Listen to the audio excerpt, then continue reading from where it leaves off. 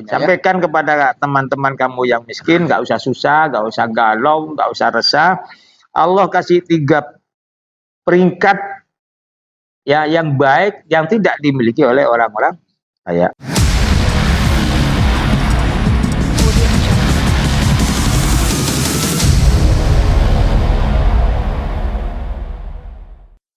Assalamualaikum warahmatullahi wabarakatuh.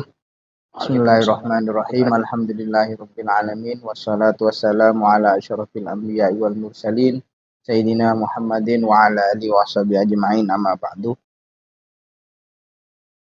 Para pemirsa podcast Tren An-Nur yang budiman, kita bertemu kembali pada edisi entah yang keberapa ini.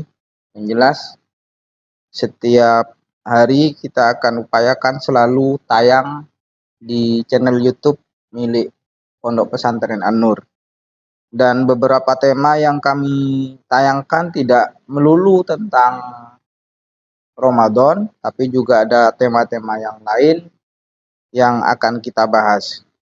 Nah, pada kesempatan kali ini kita akan membahas tentang agak aneh juga, jarang memang dibahas oleh para dai ataupun para ustadz.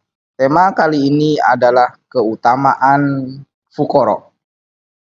Kebetulan kami sudah hadirkan narasumber yang tidak asing lagi buat pemirsa. Beliau adalah Ustadz Ghufron Hadi. Assalamualaikum Ustadz. Waalaikumsalam warahmatullahi wabarakatuh. Baik, tema kali ini tema yang cukup menarik. Biasanya tema yang ada itu adalah kayak orang bersodakoh kemudian dan sebagainya karena bagaimana orang kaya, tapi kali ini adalah temanya adalah fadilahnya menjadi orang miskin. Agak aneh memang karena banyak sekali orang, bahkan siapapun itu tidak menghendaki miskin ya. Tapi ada apa di balik itu? Ternyata miskin juga memiliki fadilah, memiliki keutamaan. Seperti apa itu fadilah menjadi orang miskin akan dijelaskan dan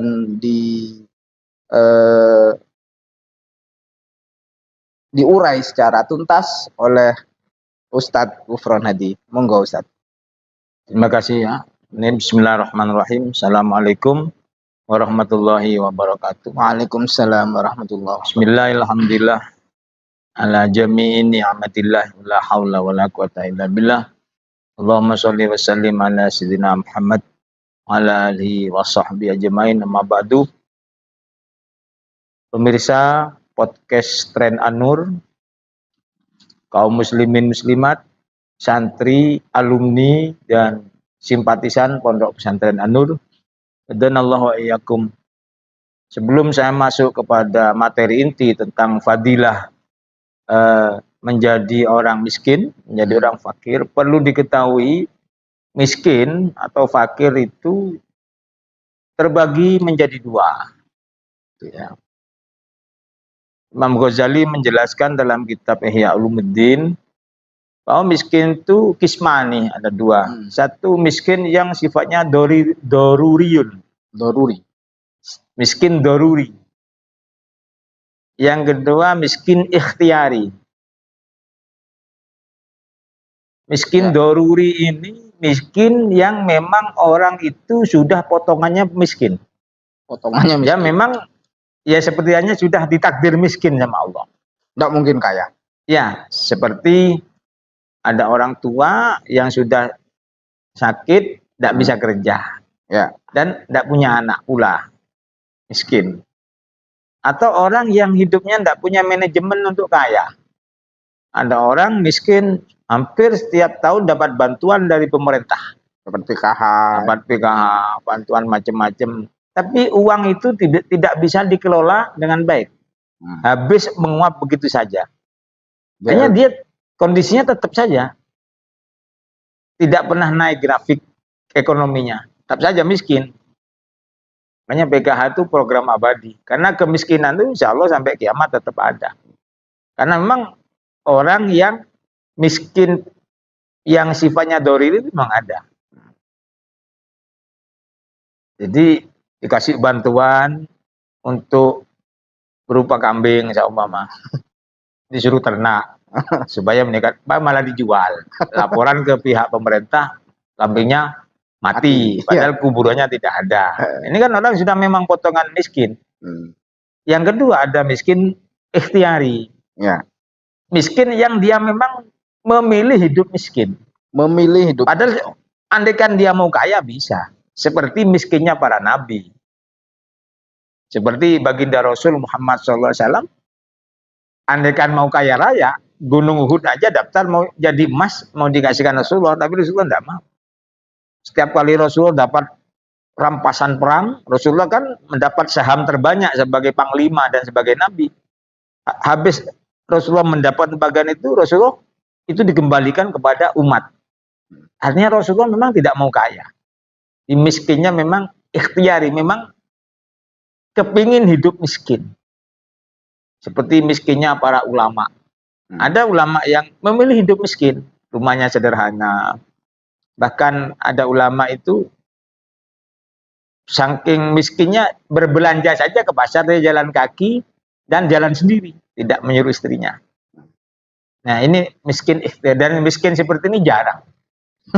Ya, jarang sekali. Kalau para nabi memang banyak yang miskin seperti ini.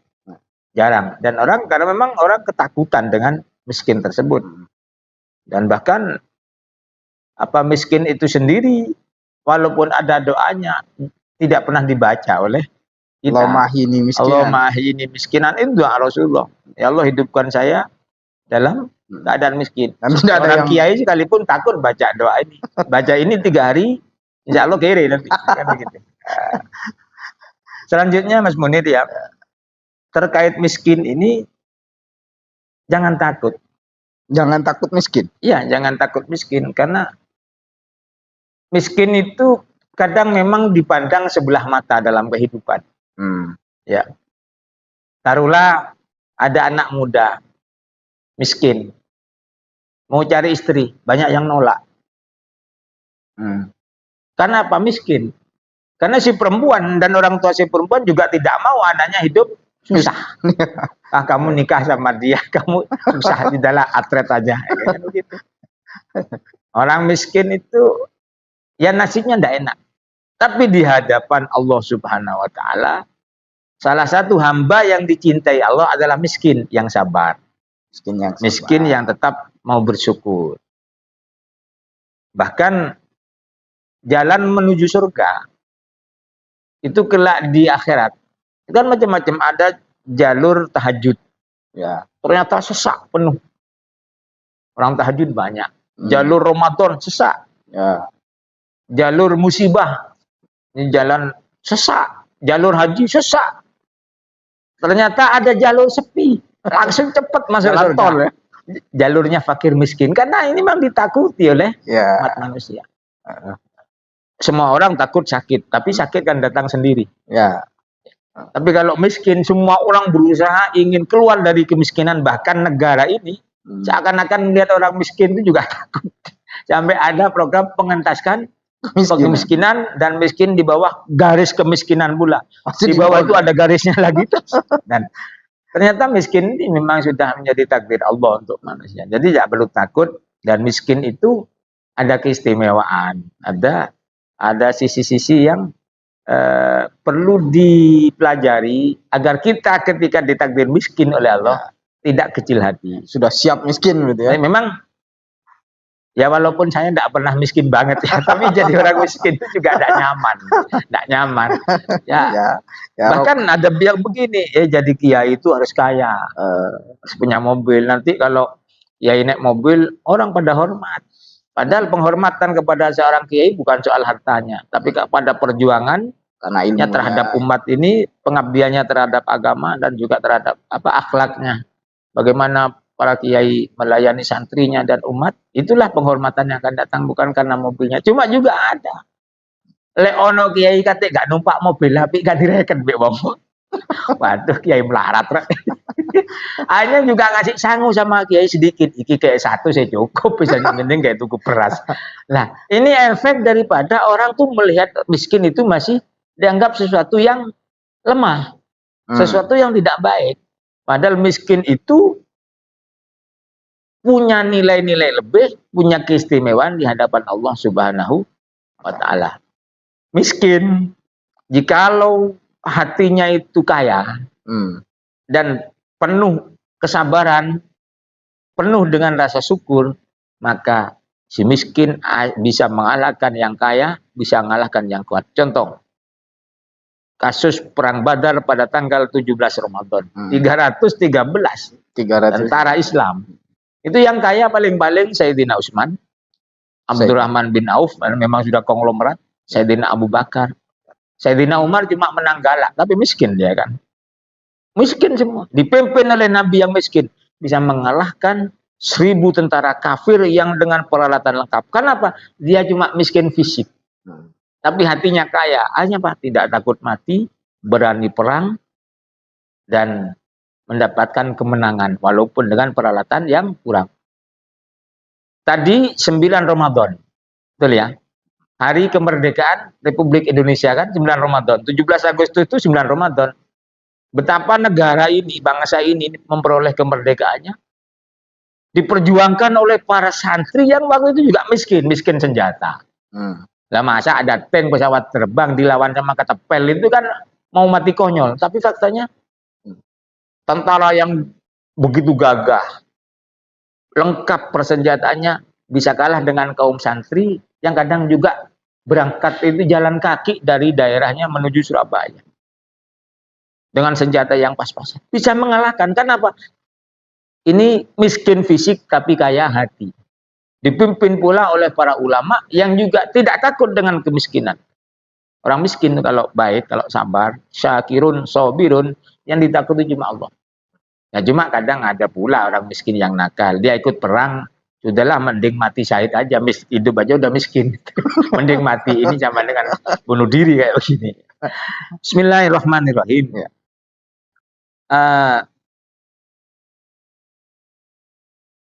An Anas bin Malik radhiyallahu an, dari sahabat Anas bin Malik. Qala ba'asal fuqara'u ila Rasulillahi rasulan.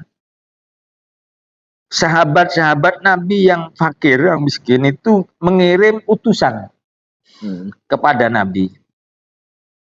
Faqala ya Rasulullahi. Kemudian utusan ini nyampe ke Nabi dan berkata, ya Rasulullah, inni rasulul fuqara'u ilaika. Boleh dibaca ini, boleh dibaca ani, karena ini maqalul qaul kan ya. Qala ini Ahmadu, atau ini ani Ahmadu. Sesungguhnya aku ini utusan kaum fakir kepadamu.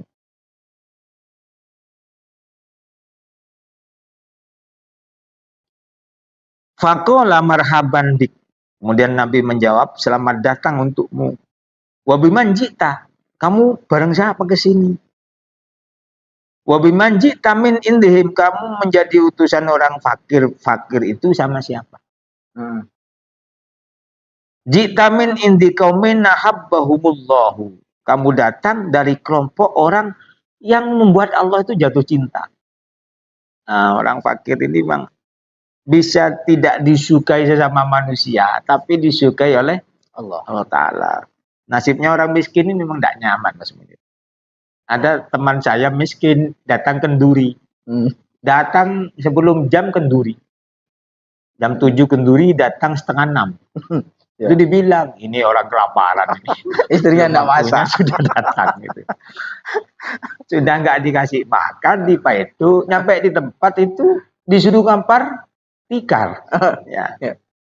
Memang tidak nyaman lah. Ngelamar anak gadis kalau miskin banyak yang nolak. Giliran diterima sama-sama miskin. Itu kan sama dengan mempertahankan kemiskinan. Ini memang maka kesabaran yang seperti ini yang akan mendatangkan rasa cinta Allah. Sabar ditolak kalau cari istri. Sabar kalau kayak kenduri kayak tadi. Dan memang orang miskin ini sampai hari ini berada di kelas kesekian kan dalam kehidupan kita. Tapi kalau zaman Rasulullah tidak. Orang miskin, orang kaya sama-sama dekat. Rasulullah itu dekat dengan Abu Bakar, Umar, dekat pula dengan Bilal yang miskin. Nah, saya lanjutkan. Qala ya Rasulullah yaqulul fuqara. Ya Rasulullah, teman-teman kami yang fakir itu bilang begini.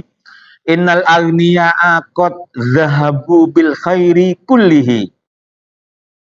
Ya Rasulullah, orang-orang kaya itu berangkat haji. Mendapatkan kebaikan penuh. Zahabu bil khairi kulli. Hum yahajjuna. Mereka berhaji semua. Ini fakta ya sebenarnya. Ya. Kalau orang kaya berangkat haji umroh itu insya Allah yang penting sehat, uang ada. Ya kalau yang miskin sehat tidak ada uang ya muter-muter aja di sini kalau gitu. Karena ya memang butuh duit. Tapi kan Allah juga adil, hajinya orang miskin nggak perlu ke Mekah. Cukup Jumatan 40 kali berturut-turut itu sudah cukup Jumatan itu sudah dianggap hajinya orang miskin. Fuqara wal masakin. Pokok hajinya ke Mekah Madinah ya, jangan ke Mekasan begitu. Kemudian wala naqdiru alaih. Mereka bisa haji, kami tidak mampu. Wa yatasaddaquna wala naqdiru alaih. Orang-orang kaya itu ya Rasul bisa sedekah, kami tidak.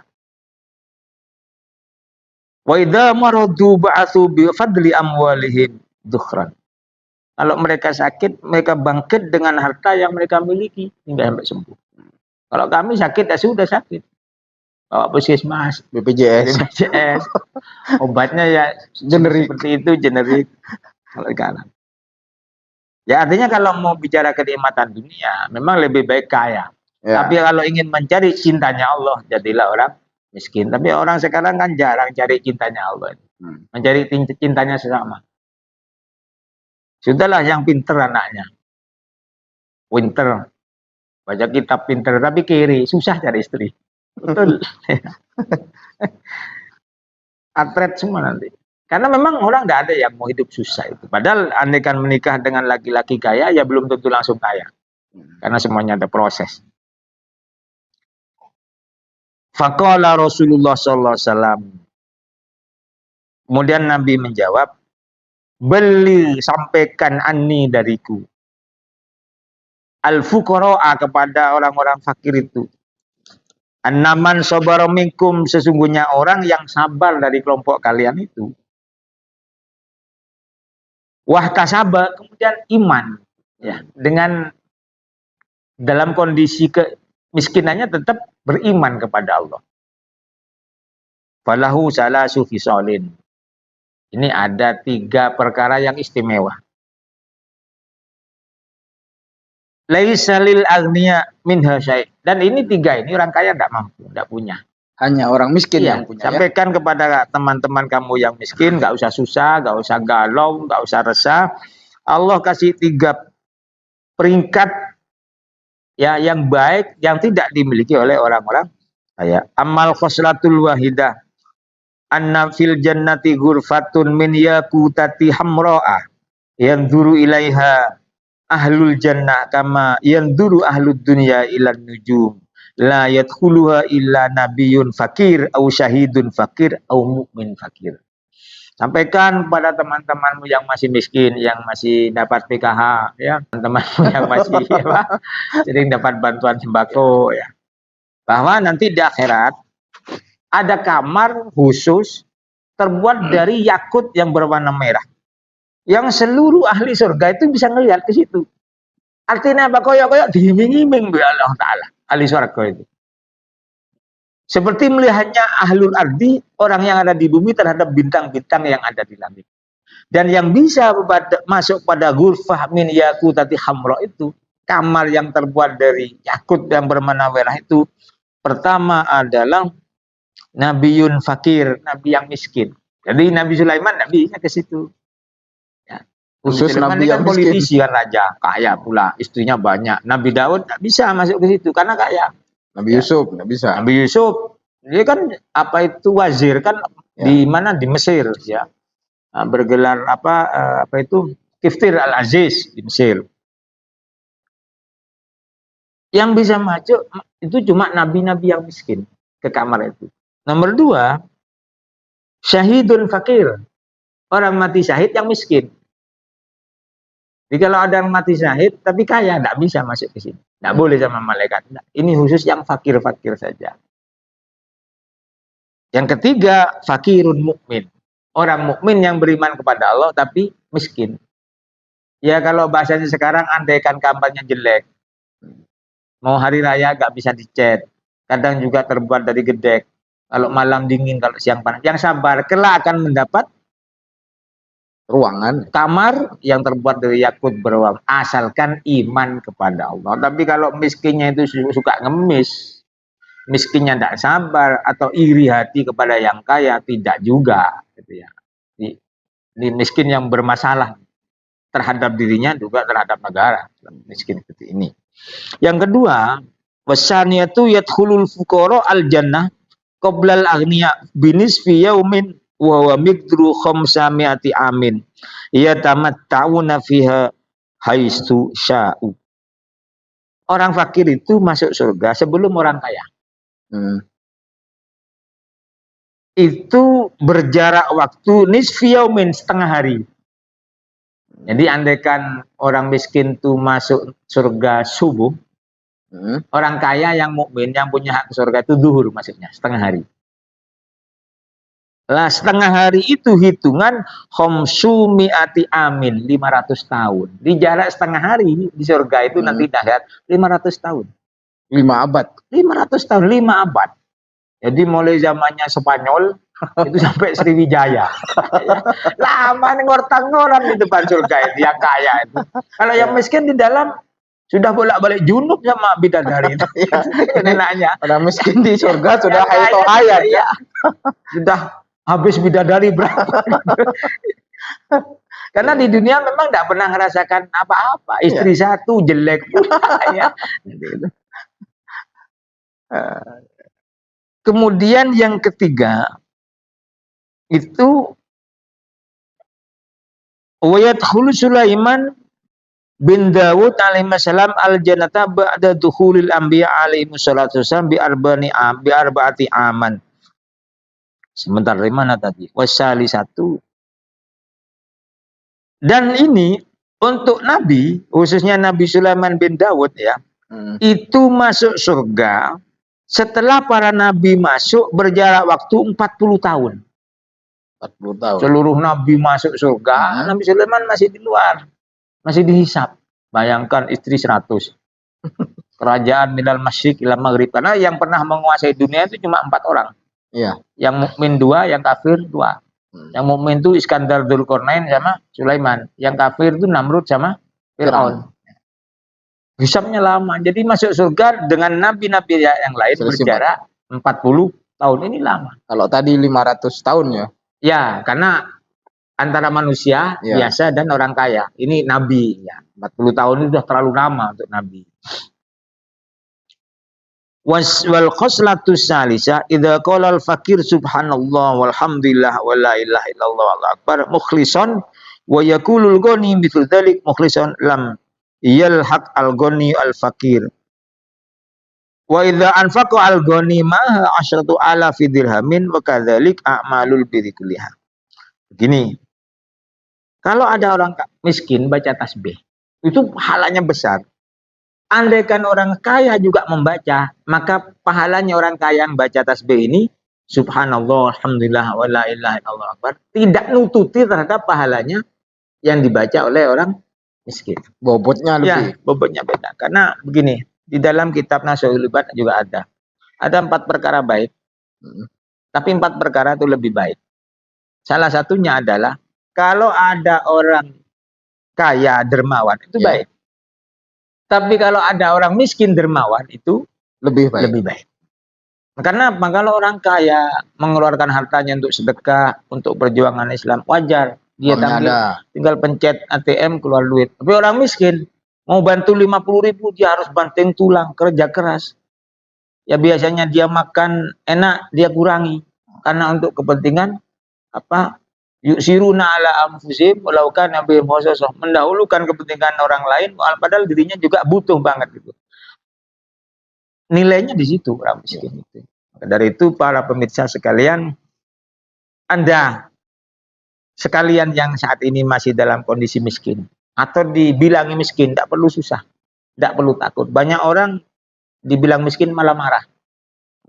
Marah. Terus apa jeleknya miskin?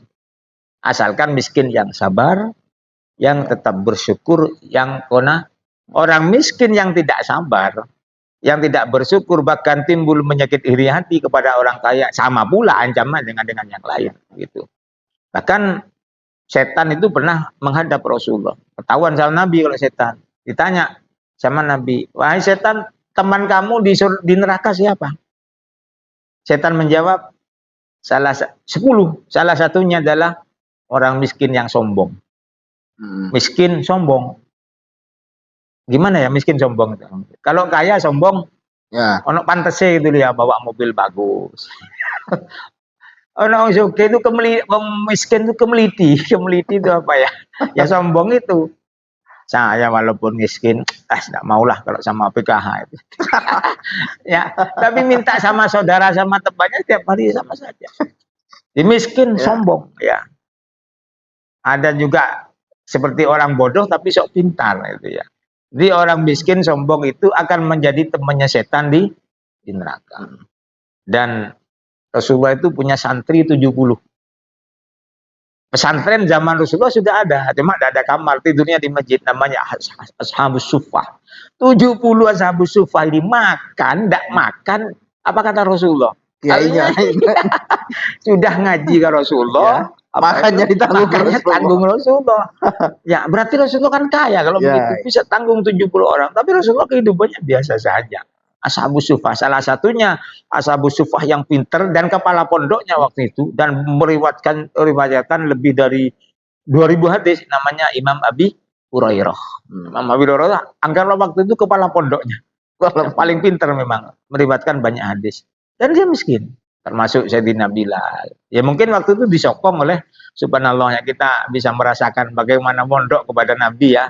Kalau gurunya saja Rasulullah, bagaimana kualitas santrinya. Iya. Sampai-sampai kalau Sayyidina Bilal ya miskin, pernah Rasulullah itu berjalan berhenti.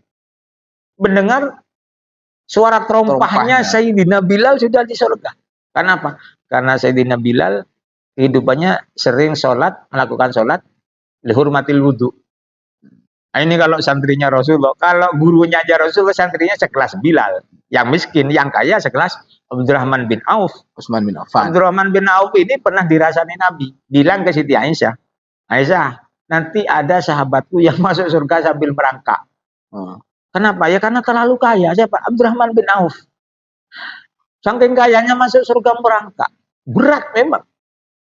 Setelah mendengar berita itu, Abdurrahman bin Auf langsung mensedekahkan harta dagangannya yang baru datang dari Mesir sebanyak 2000 kambing, kemudian 1000 sapi dan 500 onta. Kalau sekarang ya kira-kira sekitar 10 sampai 20 miliar. Onta satu itu sekarang yang paling jelek itu harganya 40 juta. Orang kaya mana sekarang bisa sedekah segitu? Kenapa? Gurunya itu Rasulullah, santrinya Abdurrahman bin Auf. Nah, dan santri-santri Rasulullah yang miskin-miskin itu, mereka adalah orang-orang yang ahli sujud. Orang-orang yang dekat dengan Allah. Dan tidak perlu dipertanyakan lagi pangkat kewaliannya mereka. Bahkan ada 10 sahabat Nabi yang hidupnya sudah mubasyarah bil jannatil kiram.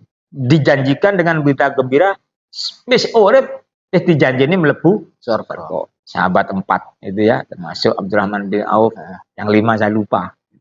Mungkin ini Mas Munir ya, sebagai materi di malam hari ini. Berarti kalau saya sedikit simpulkan dari penjelasan tadi, tidak sembarang orang miskin ya, yang mendapatkan fadilahnya orang miskin itu ya. Mereka harus sabar, mereka harus bersyukur harus qanaah. Dan harus qanaah, tidak hasud. Penyakitnya orang miskin itu dengki kepada orang kaya. Suka iri kepada orang kaya. Yang lebih parah tuh orang miskin iri sama yang miskin pula. Ya, yang mau diiri itu apa gitu ya. Nah, terjadi kan di kampung saya itu ada orang miskin jajan rumahnya, yang satu dapat PKH, satu enggak. Yang enggak dapat PKH ini darah tinggi 24 jam. Iya, baik Ustadz. Gini ya, ada fenomena di masyarakat. Kalau tadi di awal disebutkan bahwa kemiskinan itu kondisi yang paling dihindari, Ditakuti. Bahkan mau dikatakan miskin itu enggak enak, karena Ya. miskin itu dalam strata sosial masyarakat menjadi pihak yang selalu disudutkan. Ya. Kalau tadi datang 5:30 harus ngampar, Jadi masalah negara. jadi masalah negara. Nah, bagaimana dengan miskin yang modus? Modus itu maksudnya ketika ada bantuan dari pemerintah, Ngaku miskin. rame-rame ngaku miskin gitu. Ini Masya Allah, ini perbuatan yang sangat tercela. Ya. Tercela ya. Di rumahnya ada motor 3, ya, punya sapi 2, ngajukan 3H, ngaku miskin. Orang seperti ini yang orang munafik ini, orang munafik. Dia kondisi nyata dengan apa yang dia sampaikan itu berbeda. Dan ini sangat berdosa. Bahkan kalau dia dapat bantuan, bisa jadi itu mengambil haknya orang miskin yang lain. Nah, gimana bantuan tersebut bisa haram hukumnya? Ya, orang yang memakan barang haram ditalak amal ibadahnya oleh Allah Subhanahu Wa Taala, walaupun satu punyahan. Ya, itu. Ya. Baik. Fenomena seperti ini semoga kita diselamatkan. Walaupun kita tidak kaya-kaya amat, cuma jangan ngaku miskin lah. Ya. Orang itu yang penting kaya hati. Yang penting kaya hati. Walaupun kaya miskin materi, kalau hatinya kaya, dia hidupnya akan lebih tenang daripada orang yang banyak duit, banyak harta. Betapa banyak orang kaya raja dengan begitu banyak harta, amnesia. Tidak bisa tidur. Memori otaknya penuh. Tapi betapa nikmatnya orang miskin tidur di rumahnya. Bahkan pintu rumahnya pun gak dikunci. Bahkan kadang terbuka. Dia tenang tidur, bangun, sholat subuh, jalan lagi ke sawah. Kamu kok tenang hidup? Ngapain saya mikir? Yang penting saya udah makan. Enggak, kamu kalau tidur rumahnya kok dibuka pintunya. Apaan mau dicuri? Paling kalau mau curi ya curi saya aja gitu. Ya, dia tenang banget, enggak ada masalah. Karena memang orang miskin itu kalau qanaah, kalau sabar, dia rohah fid dunya. Bisa beristirahat di dunia, warohah fil akhirah, juga bisa beristirahat di akhirat. Tapi kalau orang kaya yang tergila-gila dengan harta, dia taat fid dunia, dia capek di dunia. Maunya dia ingin istirahat dengan kekayaan, justru akan merasa capek. Apalagi kekayaannya dihasilkan dengan cara yang tidak benar. Dengan cara mencuri, korupsi, terima suap, gratifikasi, dan lain sebagainya. Ingat ya Mas Munir, kata Rasulullah, ad-dunya halaluha hisabun wa haramuha iqabun. Dunia itu pemirsa, halalnya dipertanyakan sama Allah, dihisab. Diinterogasi kelak di pengadilan Allah Subhanahu Wa Taala. Haramnya itu neraka. Baik. Dari itu Islam tidak melarang umatnya jadi kaya, tapi carilah kekayaan dengan cara yang benar. Kemudian dipergunakan untuk hal yang benar. Itu pun nanti hisabnya tetap berat, lama, karena tanggung jawabnya juga banyak. Jabatan banyak, hartanya banyak. Ini juga akan memperlama proses hisab kita di hadapan Allah Subhanahu. Kalau orang miskin apa yang hisab? Ya, hidup aja yang penting makan. Rumah punya peninggalan orang tua, itu pun sudah jelek. Ya. Terus istri satu, sudah tidak macam-macam, kan jelek. Orang tidak ada yang suka, kan aman, tenang hidupnya. Kemudian pula dia sendiri mau macam-macam, mau selingkuh, wong miskin selingkuh ya, karena sing kelem. Kan di pondok. Artinya dia banyak terhindar dari perilaku-perilaku maksiat karena kekurangan harta. Jadi sebenarnya miskin mau ini ke mana? Klub malam, diskotik. Hidupnya becak. Ya, saya becak-becak ya begitu. Ya. Beda kalau orang kaya. Masuk ke klub malam. Jadi godaannya lebih banyak orang kaya. Iya, karena memang fasilitas ada, sarananya ada. Kalau orang miskin mikirin mau ke malam, mau ke karaoke, mau ngasih makan anak istri aja banting tulang kerja keras, peras keringat kan begitu. Insya Allah lah orang miskin yang tidak tidak ngadus, tidak istaka, tidak wadul ya, yang terima padanya menjadi ahlul jannah sebelum orang-orang kaya, bahkan berada satu level dengan para nabi di kamar yang ghurfah min yakutati hamro tadi. Ini lagi Ustadz, kadang-kala miskin itu dari mental ya. Iya, mindset. Ya, mindset. Termasuk tadi orang kaya ngaku miskin tadi. Itu apa? Cuma ukuran miskin apa kan gitu, ada yang tanya. Jadi kalau ukuran fakir miskin dalam konteks zakat ya, apa itu khud min amwalihim shadaqatan tutahhiruhum wa tuzakki bihim, itu fakir sama miskin itu beda kalau dalam konteks fikih ya. Kalau fakir itu ada orang seumpama setiap harinya punya kebutuhan 50.000 untuk keluarga, dia cuma bisa mencukupi 15.000, itu fakir. Fakir itu orang butuh banget. Allah menghormati ini sebagai mustahik zakat. Mustahik zakat itu penghormatan loh Mas Munir dari Allah Ta'ala. Berarti eksistensinya diakui oleh Allah itu kan. Sama kita aja gak diakui. Cuma karena ada perintah terus mengakui, itu pendaklek posoanto. Yang kedua ada miskin. Lah miskin ini kebutuhannya separuh. Orang ini punya kebutuhan 50.000. Dia cuma bisa memenuhi separuh atau sampai 60%. Ini baru miskin namanya. Cuma ada namanya miskin aroyah. Kita ingat dulu di mana kalau ngaji Fathul Qorib, miskin aroyah ini orang punya aset banyak tapi tidak punya duit. Tidak punya duit. Gimana ya? Tidak bisa bertasarruf kan? Punya sawah banyak, iya, tapi tidak bisa ngelola, tidak punya duit, hanya disewakan. Giliran uang sewanya habis, tidak punya apa-apa. Padahal sawahnya banyak, pikir aroyah. Gimana ini bisa terima zakat? Tidak, tanyakan sama Ustaz Duhron. ya, baik. Kemudian ini lagi, bahwa orang miskin itu adalah ditanggung oleh fakir miskin, dan ini ke konteks negara ya, pasal 34. Berarti ini juga ada semacam kalau tadi fakir miskin dalam konteks agama itu memang keberadaannya eksistensinya diakui oleh Allah. Kemudian mereka menjadi salah satu yang mustahik zakat. Nah, kalau dari konteks negara, fakir miskin adalah ditanggung oleh negara. Miskin ini dan anak terlantar itu menjadi tanggungan negara. Iya, banyak kemudian bentuk-bentuk program. Nah, kemudian kadangkala program itu ya malah membuat masyarakat seperti yang saya sebutkan tadi, mereka malah merasa manja dengan bantuan itu. Ini bagaimana menurut Ustaz? Memang kondisinya kan serba salah. Tidak dibantu orang miskin oleh negara atau kita yang kaya, itu kita seakan-akan menentang perintah Allah. Mimma razaqnahum yunfikun. Di segi kita sebagian tuh dinafkahkan, itu masuk pada fakir miskin. Kadang kalau kita ngasih, mereka merasa manja, keenakan. Ini kan potongan kayak tadi itu, miskinnya miskin doruri. Dapat bantuan, tapi tidak dikelola, dihabisi begitu saja. Ya mau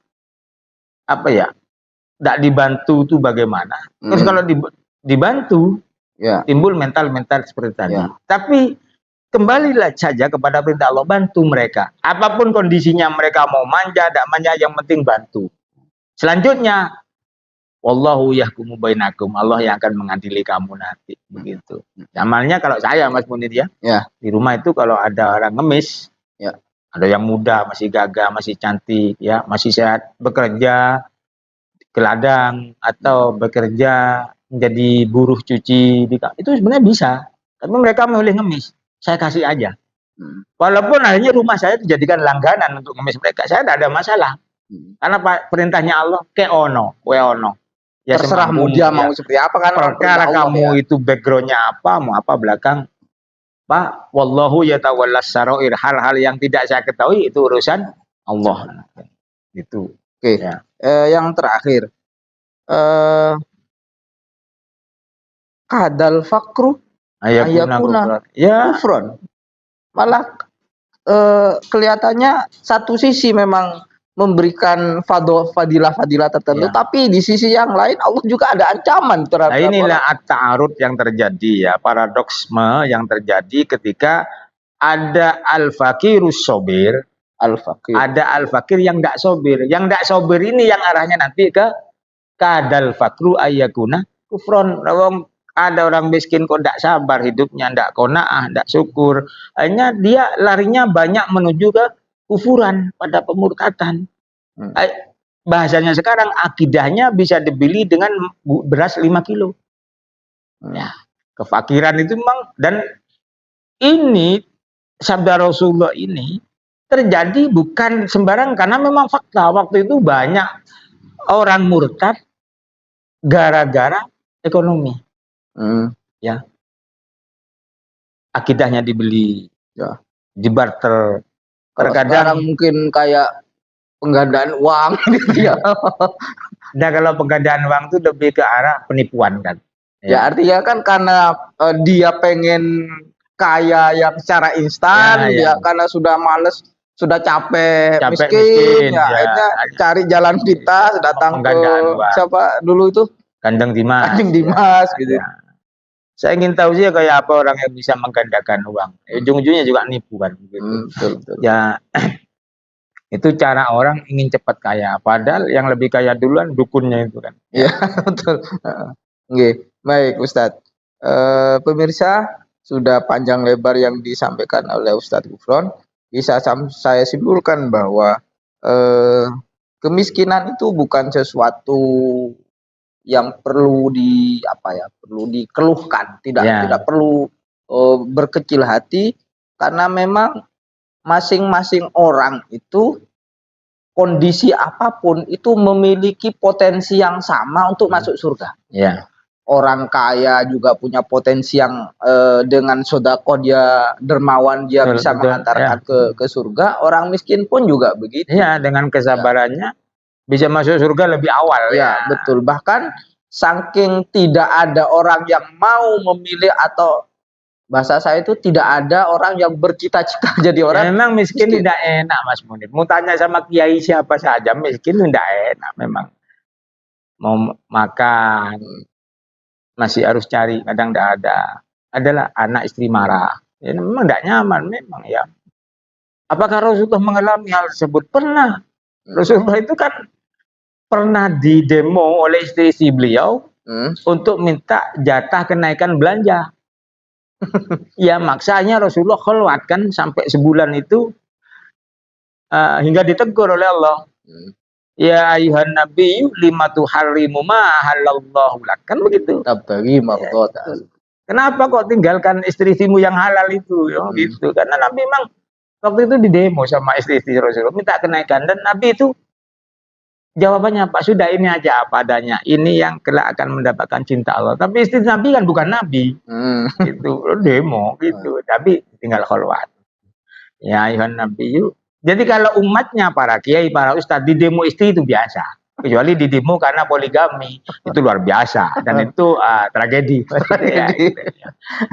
Baik, terima kasih Ustadz. Semoga tema kali ini bisa memberikan sesuatu yang baru, ilmu yang mencerahkan buat pemirsa.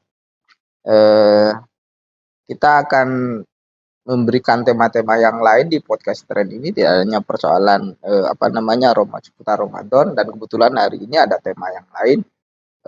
Tidak seperti biasanya. Semoga bermanfaat. Itu saja yang bisa kami sampaikan. Wassalamualaikum warahmatullahi wabarakatuh. Waalaikumsalam warahmatullahi wabarakatuh.